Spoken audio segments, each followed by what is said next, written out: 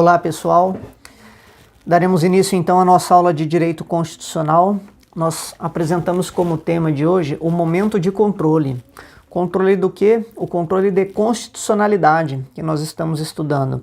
Nós vimos na aula anterior as espécies de inconstitucionalidade, nós vimos que elas podem ser por ação ou por omissão, vimos ainda que as por ação, elas podem ser em relação ao vício formal, vício material ou vício de decoro parlamentar, e aí a formal ainda vai se subdividir em orgânica, formal propriamente dita, e a por violação dos pressupostos objetivos do fato. Foi essa classificação que nós vimos. A por omissão, ela se dá então diante do silêncio legislativo. Então analisamos a espécie e hoje nós veremos quando que se dá esse controle, qual que é o momento do controle. Nós temos então o momento que se dá de forma prévia, ou seja, antecipada, que é então preventivo, e temos o controle que é posterior, ou seja, ele é repressivo. Veremos então cada um deles. Essa classificação diz o respeito então ao momento que vai ser verificado esse controle, ou seja, se é antes do projeto virar lei ou após já ser estabelecida uma determinada lei. Então, o prévio se trata então referente a um projeto de lei e o posterior ou repressivo quando a lei já está elaborada, quando ela já é capaz de gerar efeitos que sejam referentes aí dentro do âmbito jurídico. Então, nós temos esse controle prévio ou preventivo que é realizado durante esse processo legislativo, ou seja, na formação ali do ato legislativo. E aí a pessoa que deflagrar que o processo legislativo ele apresenta uma irregularidade, ele pode então realizar esse controle. Então ele pode ser realizado pelo legislativo, pelo executivo ou pelo judiciário, como consta ali no nosso quadro. Então esse controle prévio é realizado pelo legislativo. Isso vai acontecer através das comissões de Constituição e Justiça, verificando então se um projeto de lei ele apresenta algum vício, como aquele que nós vimos na aula anterior, seja ele formal ou material. E aí, no artigo 32, inciso 4 do Regimento Interno da Câmara dos Deputados, apresenta que esse controle será, então, pela Comissão de Constituição e Justiça e de Cidadania. E assim também no Senado Federal, pelos artigos 101 do seu Regimento Interno, também será pela Comissão de Constituição, Justiça e Cidadania, o CCJ. Então, esse controle, ele se verifica em relação a todos os atos normativos, citando, então, a sua inocorrência. Nós temos algumas possibilidades, aliás, conforme eu coloquei, diante de todos os atos normativos, mas existe uma observação aqui a ser feita que, no caso de medida provisória, resoluções dos tribunais e decretos, não são realizados aí esse controle previamente. Não é possível esse controle prévio, tá? Nessas situações. Então, questiona-se quando essas constituições ali, essas comissões, elas dão um parecer negativo, ou seja, declarando a inconstitucionalidade de um ato de forma prévia, que é o que nós estamos analisando, isso inviabilizaria o seu prosseguimento? Seria inviável dar prosseguimento quando é declarado ali pelas comissões que um determinado projeto ele é inconstitucional? Vejam, a regra geral é que se as comissões entenderem que uma lei, que um projeto de lei ele é inconstitucional, deve ser rejeitado e consequentemente arquivado. Essa é a regra geral.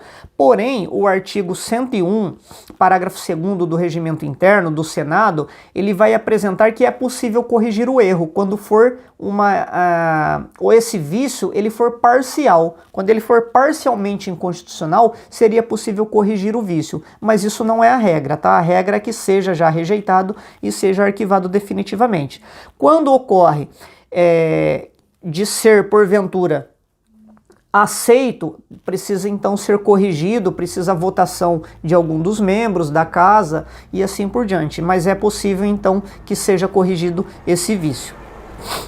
Há previsibilidade também de quando é declarado inconstitucional um determinado ato, um projeto, ele possa também ser apresentado um recurso para o plenário da casa verificar. Então a comissão entende que é inconstitucional e aí apresenta-se esse projeto para que o plenário apresenta um recurso para que o plenário daí possa fazer essa verificação. Então essa seria então esse controle prévio por parte do legislativo. Nós temos agora o controle prévio por parte do executivo. Como que se dá? Então o chefe do executivo, quando é aprovado um projeto de lei, ele pode sancionar ou vetar. Quando dá o veto, então, esse veto diante de um projeto de lei, ele pode ser por ser inconstitucional ou esse veto também, o motivo pode ser porque é um projeto contrário ao interesse público. Então, se esse veto ele for por fato de o projeto ser inconstitucional, esse veto é chamado veto jurídico. Se o veto for pelo motivo de ser contrário ao interesse público, esse veto é chamado então veto político, feito sempre de forma prévia, preventiva. Então isso está previsto lá no artigo 66, parágrafo 4º da Constituição, que aí, se esse veto ele é apreciado após o presidente vetar, ele é apreciado então pela Câmara dos Deputados e pelo Senado. Se eles entenderem por maioria absoluta que devem derrubar esse veto para aprovação da lei, é possível fazer, tá? É uma votação daí aberta, antigamente era uma votação secreta, hoje a votação ela é aberta, e aí, se for rejeitado o veto, ou seja, se for afastado o veto, essa decisão apresenta os mesmos efeitos da sanção. E aí isso volta para o presidente e ele precisa promulgar a lei dentro de 48 horas. Se não fizer, o presidente do Senado o fará. Se ainda não fizer, será feito pelo vice-presidente do Senado. É assim que seria possível, então, em relação ao controle prévio realizado pelo Executivo, por meio do veto. Imaginando uma hipótese que onde é derrubado o veto e promulga-se daí a lei, essa correspondente lei, ela pode futuramente ser objeto de controle de constitucionalidade. Porque aqui nós estamos dando um exemplo, vamos imaginar que o veto se deu porque o próprio presidente, ali, o chefe do executivo, achou que o ato era inconstitucional. Porém, a Câmara dos Deputados, o Senado, aprovou, mesmo entendendo ali que seria inconstitucional. Isso poderá, então, ser um objeto de controle posterior, daí nas diversas espécies que nós veremos, tá bom? Depois nós temos o controle prévio, ainda realizado pelo Poder Judiciário, ou seja, o Poder Judiciário ele pode verificar PECs, são projetos de emenda constitucional, ou projetos de lei também que vão tramitar. Porém, existem algumas situações aqui. Quando, então, algum projeto está em desacordo com a Constituição, o judiciário só pode verificar diante do caso concreto, ou seja, pela via de exceção ou de defesa.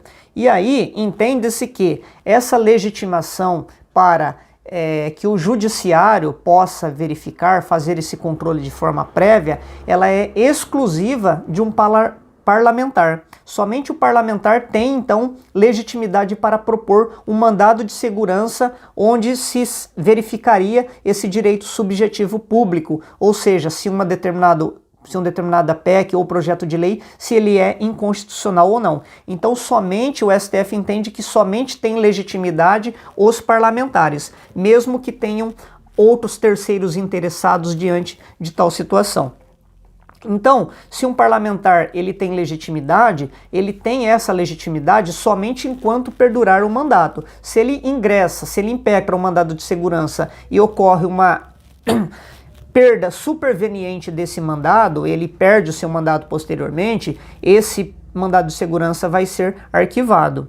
Vai ser extinto, né? Vai ser declarado extinto esse mandado de segurança, não podendo aí dar prosseguimento. Então essa seria a possibilidade. No caso, então, do parlamentar poder impetrar mandado de segurança, existe duas possibilidades. Quando uma PEC, ela é ofensiva a cláusulas pétreas, então se eu tenho um projeto de emenda constitucional que vai ofender as cláusulas pétreas, é possível, então, ingressar ali, impetrar o mandado de segurança. Ou se eu tenho um projeto de lei ou uma PEC que ela vai verificar a sua inconstitucionalidade, mas somente em relação àquilo que corresponde ao processo legislativo. Quando nós falamos da PEC anteriormente, que é ofensiva à cláusula pétrea, nós estamos falando do seu conteúdo. Porém, quando nós falamos de projeto de lei, só posso verificar não mais o conteúdo, mas somente o que se refere à inconstitucionalidade em referência ao processo legislativo. E isso envolve também a PEC. Então, em relação à PEC, eu posso analisar tanto o processo legislativo como o seu conteúdo, quando ele ferir, violar cláusulas pétreas. Porém, demais projetos de lei, somente em relação ao processo legislativo. Tenho que gravar isso, tá? Então, em relação ao projeto de lei, o controle judicial não se realiza mais, então, em relação à matéria, mas somente o processo legislativo. Em relação à PEC, eu olho em relação ao processo legislativo e em relação a matérias, então, que sejam ofensivas às cláusulas pétreas. Seria essa a possibilidade do controle prévio realizado pelo Poder Judiciário. Nós temos ainda algumas situações.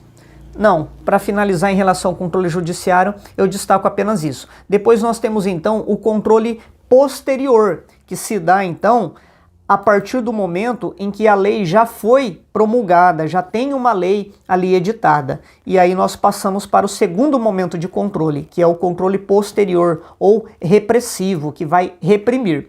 Então esse controle é realizado perante a lei, não mais sobre um projeto de lei. Então, alguns órgãos de controle irão verificar se a lei ou o ato normativo ele possui então algum vício. Esse vício pode ser formal ou pode ser então material. Formal é referente ao processo, como ele foi formado, elaborado, e material se dá em relação ao seu conteúdo. E aí, dependendo do estado, esses órgãos eles podem ser diferentes. Mencionados órgãos, ele vai variar de acordo com o estado, e aí ele pode ser político, esse controle então posterior pode ser um controle político, pode ser um controle jurisdicional, jurídico, ou pode ser híbrido, ou seja, misto. Então vamos lá. Alguns estados, o controle ele é exercido então por um órgão distinto dos três poderes. Então quem vai fazer esse controle não vai ser nem o executivo, nem o legislativo e nem o judiciário. É um outro órgão. Nós temos isso na Europa, alguns países como Portugal, Espanha, temos um modelo. Então, existem lá algumas cortes ou tribunais constitucionais que verificam, que são os guardiões da Constituição. Nós temos também o modelo francês, que tem um conselho constitucional, onde existem lá 9 conselheiros que são escolhidos pelo presidente da República e pelo parlamento. Então, isso se dá, são exemplos de controle político, tá? No Brasil, nós não temos aí esse controle político posterior, daí no caso, nesse sentido. Mas serviria como exemplo, nós temos aqui esse veto que eu falei atrás, anteriormente, esse veto pelo presidente da República. Seria uma forma de um controle político, né? Esse exemplo. As constituições, quando é rejeitado algum projeto de lei pela CCJ, também seria uma forma de controle político, só que fazendo então de forma preventiva. Depois nós temos então posterior ainda, esse controle posterior que pode ser feito pelo controle jurisdicional, ou seja, pelo judiciário. Então o Poder Judiciário ele pode realizar esse controle tanto por um único órgão, que é chamado controle concentrado, que se dá por meio do STF ou pelo TJ, ou como por qualquer... Isso. E pode se dar, aliás, pelo STF, de forma então concentrada, que é um único órgão, ou pode se dar ainda por qualquer juiz ou qualquer tribunal. Então nos tribunais, nos TJs, nós temos esse controle também que pode ser realizado aí de forma então difusa, chamado de controle difuso. Seria essas duas possibilidades: concentrado, um único órgão, ou um difuso, qualquer juiz atuando. O Brasil, nós temos esse controle jurisdicional misto. Pode ser feito, então, tanto por um como por outro, tanto de forma concentrada, como também por qualquer juiz ou tribunal de forma difusa. Se já houver decisão, alguma decisão no controle concentrado, ou seja, realizado pelo STF, isso provavelmente vai repercutir ali nas decisões dos juízes de primeira instância, dos tribunais. Então, de forma concentrada, geralmente há uma repercussão ali no controle difuso também. E aí, existe então esse controle híbrido, como eu disse, que seria a possibilidade de ter uma mistura desse controle tanto político como esse controle jurisdicional. Então se dá então esse controle híbrido de forma mista. Dentro do controle jurisdicional aí posterior, nós temos algumas exceções. E aí nós vamos analisar cada uma delas. Ou seja, a regra é que quem faça esse controle posterior no Brasil é o judiciário. Essa é a regra. Porém, existe a possibilidade de ser feito em algumas situações pelo legislativo ou ainda pelo executivo. E aí, nós temos também que verificar as atribuições dos órgãos administrativos que são autônomos no controle, como o TCU, CNJ, CNMP. Em relação ao legislativo, vamos analisar a exceção que está prevista no artigo 49, inciso 5 e no artigo 62 da Constituição. Essa primeira exceção, então, prevista no artigo 49, vai dizer que compete ao Congresso Nacional sustar órgãos do poder, atos normativos do poder executivo que exorbitem o poder regulamentar. Nós temos algumas situações que, então, cabe ao presidente da República expedir decreto, regulamento e assim por diante. Então, quando esses atos eles exorbitam o seu poder, é possível que o legislativo possa sustar então esses atos. Na verdade, nesse caso, não seria um controle de constitucionalidade, como parte da doutrina entende, mas um controle de legalidade, pois o que se verifica é se extrapolou os limites da lei esses determinados atos. E aí nós temos também que vai dizer que é possível sustar atos normativos do Poder Executivo que exorbitem os limites da delegação legislativa. Ou seja, a Constituição ela atribui algumas competências ao presidente da República, lei delegada, resolução, e quando esses limites são extrapolados, também cabe ao legislativo sustar esses atos. Então, extrapolando esses limites, poderia o legislativo sustar. A segunda exceção está prevista no artigo 62. Quando o presidente da República vai editar uma medida provisória, por exemplo, ela precisa apresentar relevância e urgência. Quando não é possível verificar numa medida provisória esses dois requisitos de relevância e de urgência, cabe ao Congresso Nacional, então, declarar a sua inconstitucionalidade. E aí ele faria dessa forma esse controle de constitucionalidade de forma posterior. Lembrando que a regra é que seja exercida pelo próprio judiciário. Porém, existe então a exceção, essas duas exceções previstas aqui na própria Constituição. Nesse caso, então, nós verificamos que no Brasil nós temos esse sistema misto de controle, esse sistema híbrido.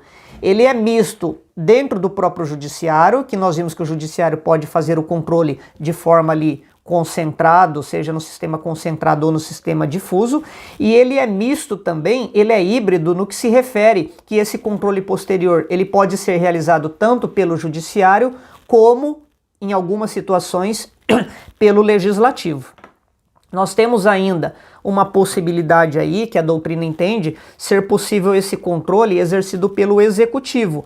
Diante do princípio da supremacia da Constituição, nós temos que os efeitos, então vai se produzir efeitos em todos os poderes da República. Tudo aquilo que está dentro da Constituição produz efeito para todos os poderes.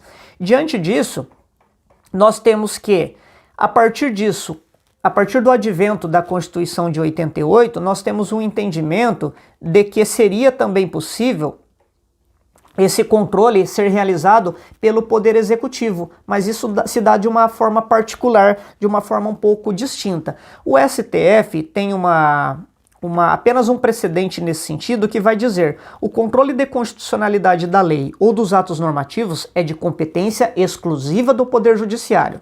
Os poderes executivo e legislativo, por sua chefia, e isso mesmo tem sido questionado com o alargamento da legitimação ativa na ação direta de inconstitucionalidade, abro um parênteses aqui para dizer que então hoje ampliou-se a legitimidade para propor uma ADIM, uma ação direta de inconstitucionalidade, podem, então, só determinar aos seus órgãos subordinados que deixem de aplicar administrativamente leis ou atos com força de lei que considerem inconstitucionais. Fecha aspas. Então o STF vai entender que caberia ao Executivo simplesmente determinar aos órgãos que lhes são subordinados que deixem de aplicar de forma administrativa uma lei que fosse inconstitucional. Ou seja, o controle se daria então dessa forma. Não seria um controle de constitucionalidade, mas ele teria possibilidade e autonomia para determinar aos seus órgãos que lhes são subordinados que não apliquem uma lei se ela for então inconstitucional. O STJ também nesse sentido entende que o Poder Executivo deve negar a execução a ato normativo que lhe pareça inconstitucional. Nós temos aí essa decisão aí do STJ, tá? Verificando então esse controle posterior, o Executivo poderia então deixar de aplicar uma lei ou ato normativo que lhe pareça ser inconstitucional. E aí tem também uma discussão hoje na doutrina se os órgãos administrativos de controle, que são TCU, CNJ, CNMP, se eles exercem controle de constitucionalidade. Apesar dos objetivos específicos desses órgãos, entende-se que eles não exercem controle de constitucionalidade. Como nós vimos, quem exerce controle de constitucionalidade? Somente o Poder Judiciário, existindo algumas exceções que seria possível então o Legislativo, como nós vimos, em relação ao que está previsto ali na própria lei, artigo 49, artigo 62, e os órgãos aqui autônomos de controle, eles não exercem um controle de constitucionalidade. Esses órgãos atuam no sentido de apreciar a constitucionalidade da lei e orientando no sentido se é correto, se é adequado aplicar ou não determinada lei, mas eles não fazem esse controle, pois isso é prerrogativa aí do STF, tá bom? Então, nós vemos que, deixa eu pegar uma decisão aqui, em relação a isso, esses órgãos administrativos com função constitucional, eles vão controlar a validade de atos administrativos, podendo então afastar a aplicação da lei, alegando que uma determinada lei possa ser então constitucional. Então eles não fazem o controle de constitucionalidade, eles simplesmente afastam a aplicação de uma determinada lei. Assim como nós vimos ali que seria possível também pelo Poder Executivo, tá? Então eles não realizam controle de constitucionalidade, pois eles não possuem funções jurisdicionais. Então seria isso em relação ao momento de controle, quando seria possível, nós vimos aí de forma prévia, quem seria possível realizar, seria no caso o Legislativo, Executivo e o Judiciário somente por meio então de mandado de segurança, nós verificamos ali que seria legítimo somente por parlamentar impetrar mandado de segurança. E aí nós temos esse posterior, que pode ser político, nós vimos que alguns estados têm então cortes ou tribunais constitucionais, e nós vimos aí que no Brasil nós temos aí jurisdicional, que é a regra, porém sendo em algumas situações possível aí, então de forma mista, aplicar aí, de forma híbrida aliás, nós vimos que o jurisdicional, ele faz esse controle seja no sistema concentrado, seja no sistema difuso, e aí as exceções se dão então no legislativo, no executivo, e os órgãos administrativos não fazem então controle de constitucionalidade, apenas orientam no sentido de deixar de aplicar uma determinada lei. E aí o Brasil então em alguns momentos tem esse sistema híbrido aí, misto somente em relação ao controle jurisdicional. O sistema híbrido seria aquele estado que faz então esse controle por meio do sistema político, do controle político e também do controle do poder judiciário. Híbrido seria quando se utiliza dessas duas possibilidades aí, o controle de constitucionalidade, tá bom? Então nós encerramos por aqui e aí prosseguiremos na aula seguinte.